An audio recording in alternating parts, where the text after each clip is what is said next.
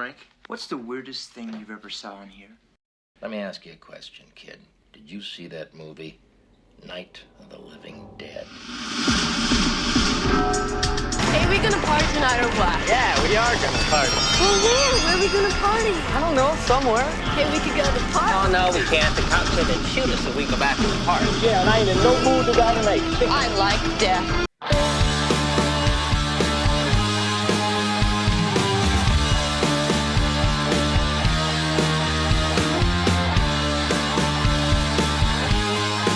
Greetings, fools, and welcome to 39 Do You Want to Party, a Movies by Minute podcast for the 1985 groundbreaking horror classic, The Return of the Living Dead. I'm your host, Troy, and as you can tell by the length of this particular episode, that it's a rather bit on the short side. That being the fact that I tried to meet up at several points over the past little while with the co-host that I had chosen for this particular minute. Unfortunately, our schedules did not quite sync up, and I was too unfortunately stupid to actually even consider asking someone else to join me for this episode. So for now, it's going to be a solo episode. Unfortunately, like I said, it's going to be a little rather on the short side. It's not going to be missing out any information, but unfortunately, it might not be as interactive as the previous episodes that have been. But I'm going to try my best to entertain. So we're just going to start with minute 39 as it again starts with a rain-soaked graveyard and ends with panic in the car. The camera pounds downward following the rain through a mess of overhanging trees, which again are like the disguised olive vines from the grove that they discovered a couple of miles away from where they're shooting the rest of the film. The trioxin-fused rain giving the tightly packed with tombstones cemetery an overwhelming amount of water.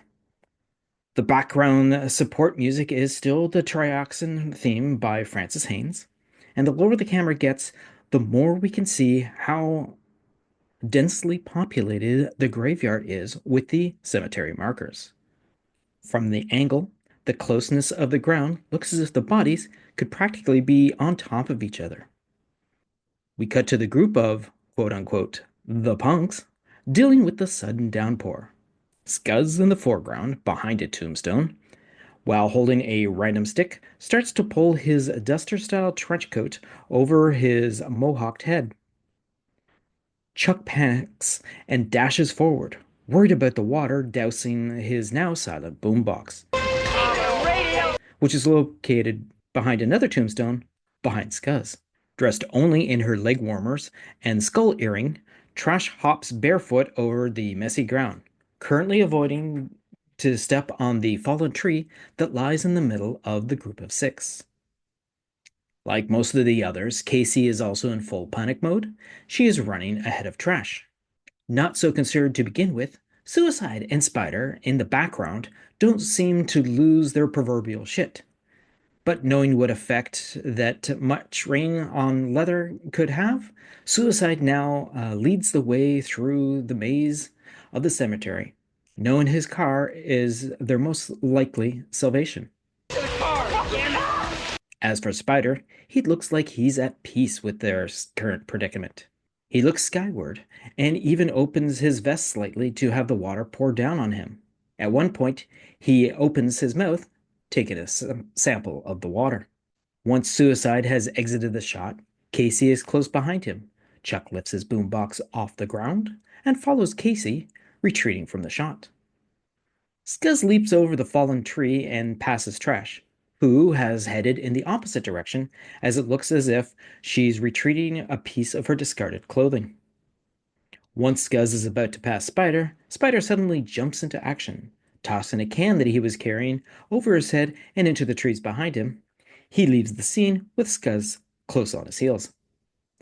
For a brief moment, the still nude Trash left alone, having grabbed her clothing, her vest. She heads towards the same exit that her friends did. However, having not put on the vest, it catches on a section of the fallen tree, which doesn't relinquish its hold. The still panicked Trash gives up her grip and runs after the others. Now a close-up of the green uncut grass getting thoroughly soaked. but soon arising from the ground with a delicate hissing sound, a fog-like mist begins showing, growing in intensity greatly in the brief shot. Cutting to Tina outside of the nighttime employee entrance of the United Medical Supply Warehouse. We actually have to note right now that the trioxin theme has basically muted itself down, and we actually get a more haunting pulled back version, and it's heard in like a creepy orchestral chorus accents the setting Tina's situation to be definitely unlike the others at this particular moment. So Tina instantly realizes she doesn't want to be wet and frantically turns to twist the doorknob. A few failed tries, and she hip checks the door, making it give way, allowing her access. Cut to the interior, she gets inside, closes the door, and wipes the rain off her arms. Cautiously stepping further into the warehouse, she calls out to her boyfriend or others. Ready? Anybody? Meanwhile, as the trioxin theme fully returns, the group dashes through the arched gateway of the Resurrection Cemetery. Suicide is the first and heads right to the back of the convertible, followed by Casey, Scuzz, Chuck, Spider, and in the rear, Trash. Seeing that what Suicide is doing, Scuzz lends a hand by helping lift the collapsed roof of the car from its storage area. With both doors open on the passenger side, Chuck steps aside so Trash can get in. On the driver's side, Spider does the same for Casey. Once Suicide and Scuzz pull the roof over, Spider, now standing in the middle of the front seats, lends a hand and guides the lip of the roof to its resting place. Suicide gets in and closes his door. Once the roof is down, Scuzz hops on the back, while Chuck, pushing his boombox in the foot area of the front, also hops in and closes the passenger side door. He is now sitting next to Spider, who is working on locking the roof into place. There's an inquiry about the current status of the windows, and angrily, Suicide responds to the request.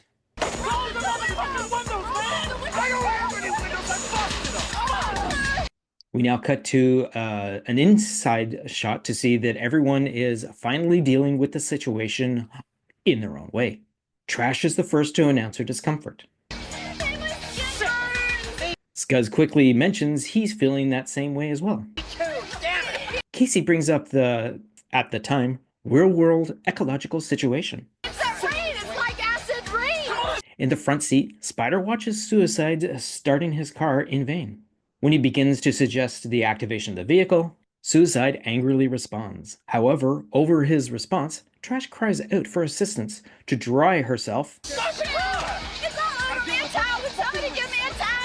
And losing his cool, Spider informs her there's nothing anyone could do for her because of the lack of material. We ain't got no time!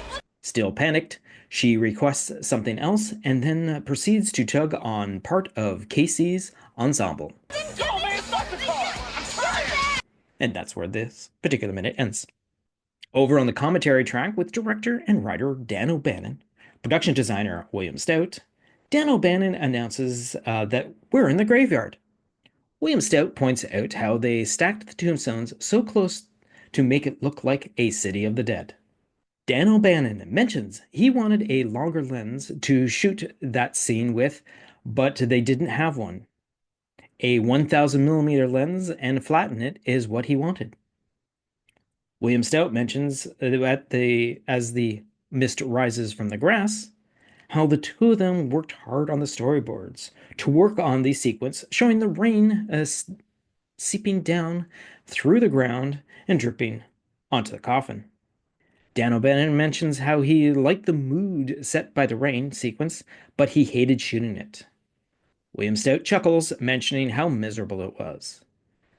Dan O'Bannon points out that it was at night, that it was getting cold, and with the rain machines, it wasn't just the actors getting soaked.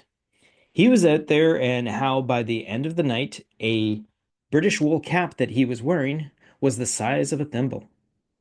William Stout mentions how the rain made Brian Peck's mohawk curl up.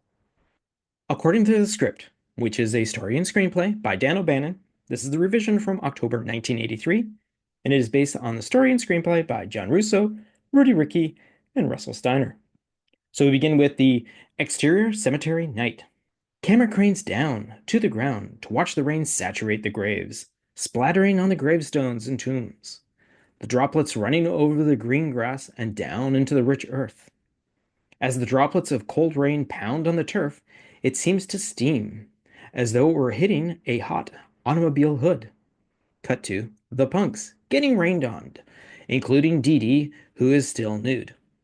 Again, for the purposes of the script, Dee Dee actually turns out to become trash, and Meat becomes Spider. Casey, hey, shit, it's raining. Meat, let's get back to the car. They turn and run towards the street. Cut to exterior warehouse night. Rain. Tina is caught in the downpour. She tries the door. It's open. She hurries inside. Interior warehouse night. Tina stands just inside the door, shivering, brushing the rain off herself. Tina calling, Freddie? Hello? Anybody? Cut to interior punk's car, night rain. The punks bolt for the car and jump in. Outside, it's a blinding downpour. Suicide tries to start the car. It won't. Dee Dee, hey, my skin burns. Scuzz, me too. Casey, it's that rain. It's like acid rain. Dee Dee, oh shit, it's all over me. A towel. Somebody give me a towel. Meat, ain't got no towel. Dee Dee, then give me your shirt. She tears it off him and begins toweling herself dry. Dee Dee continued, oh crap, what's in that rain? So now we do the work print comparison, which is, again, when they filmed the movie, they put all the scenes that they shot together into one full version that they eventually edit down and window to the final version. The difference between this is we are currently dealing with minute 38 to 39 for this particular episode. And in comparison, the work print actually is minute 43:21, and it goes up to 44:38, which, as you can tell from the math, it's just slightly longer. As like the previous minute, this minute cuts from the last of the storyboards and cuts to the camera viewing the graveyard. While the visuals and sound of this are in very poor condition, the work print really isn't the greatest, especially in low light shots. You can still really tell by the sound recorded on the scene of how torrential the amount of water is being used. The punk's running away sequence is exactly the same, but the Tina inside the warehouse is a little longer. We see her actually getting rained on, and she jumps towards the door to avoid getting wet. Once inside, she calls for Freddie and anybody else, but she then also takes extra two steps and melodically calls out a hello there. Back at the car, you hear Suicide shouting for everyone to get into the car and everyone yelling and hollering, all of which gets lost in the final print because of the sound of the water, the trioxin theme returning. But it's kind of neat if you sit down and listen to, you actually hear the different conversations, which unfortunately doesn't totally play through in the final version of the movie. Okay, so that's going to wrap it up for this particular episode for what I have to talk about. And like I said, I apologize for being a short episode. I guess this is probably one of the episodes we could be a little more interactive. So if you got anything you want to talk to me about for this particular episode, if I missed something, if you want some more details or something like that, you can drop a message into the comments of wherever you're listening to or viewing this particular episode, or you can reach out to our email, which is planetgeekpod@gmail.com. We continue the conversation there, or we can eventually maybe even roll it into a future episode. And like I've mentioned before, I've had a couple of actually my guest hosts be actual comment leavers from the different social medias that we cover for this particular podcast. And again, on that note, I'd also like to thank you, my audience, for joining me. Again, it's always great to see the numbers slowly but surely increasing. It blows me away how many people actually access this podcast through YouTube. I'm thinking of changing the actual release date of the YouTube to be a little closer to the release of the actual pod itself.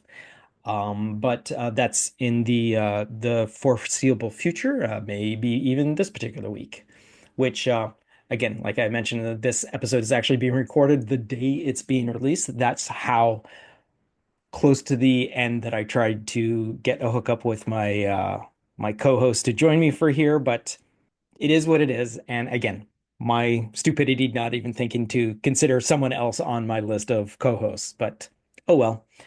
Once again, folks, if you would like to help us out with our 40th anniversary special being held on August 16th, 2025, please be sure to check out our page at ko-fi.com/planetgeekpod.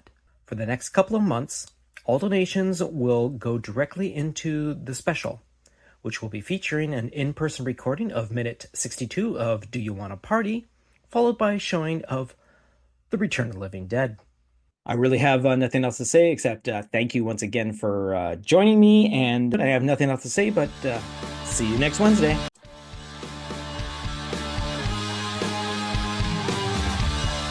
You've just been listening to a Planet Geek production of Do You Want a Party, a Movies by Minute podcast of the 1985 The Return of the Living Dead.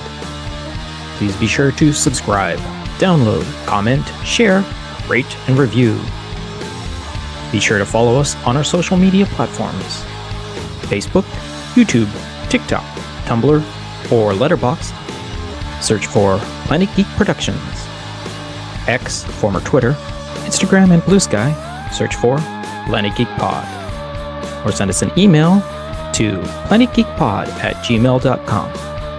Our closing music is provided by Night Chill. See the show notes for more details. Once again, thanks for tuning in, and farewell, fiends.